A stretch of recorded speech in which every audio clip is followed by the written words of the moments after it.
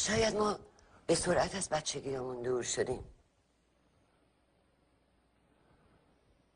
شاید ما به سرعت از بچگیمون دور شدیم. به سرعت از بچگیمون دور شدیم.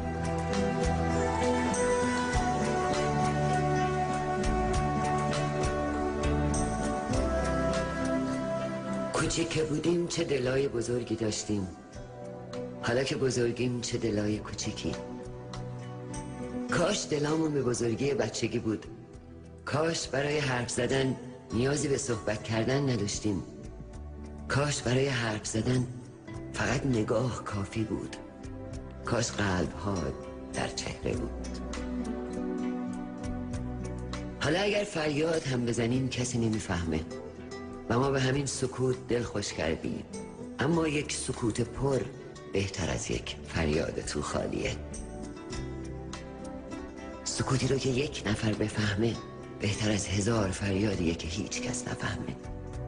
سکوتی که سرشار از ناگفته هاست، ناگفته هایی که گفتنش یک درد و نگفتنش 1000 درد داره. دنیا رو ببین. بچه بودیم بارون همیشه از آسمون می آمد. حالا بارون از چشامون میاد. بچه بودیم همه چشای خیسمون رو می دیدن.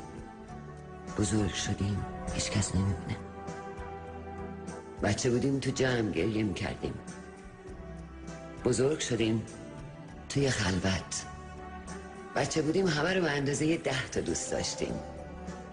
بزرگ شدیم بعضی ها رو اصلا دوست نداریم، بعضی ها رو کم، بعضی ها رو بی نهایت. بچه که بودیم قضاوت نمی کردیم، همه یکسان بودن. بزرگ که شدیم قضاوت های درست و غلط باعث شد که اندازه دوست داشتنمون تغییر کنه. کاش هنوزم همه رو به اندازه همون بچگی 10 تا دوست داشتیم. بچه که بودیم اگه با کسی دعوا می کردیم 1 ساعت بعد یادمون می رفت. بزرگ که شدیم گاهی دعواهامون سالها یادمون میمونه و آشتی نمی کنیم. بچه که بودیم گاهی با یک تیکه نخ سرگرم می شدیم.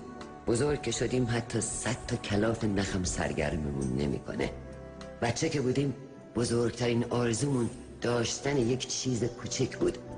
بزرگ که شدیم کوچکترین آرزومون داشتن بزرگترین چیز هاست.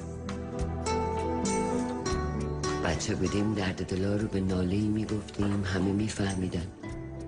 بزرگ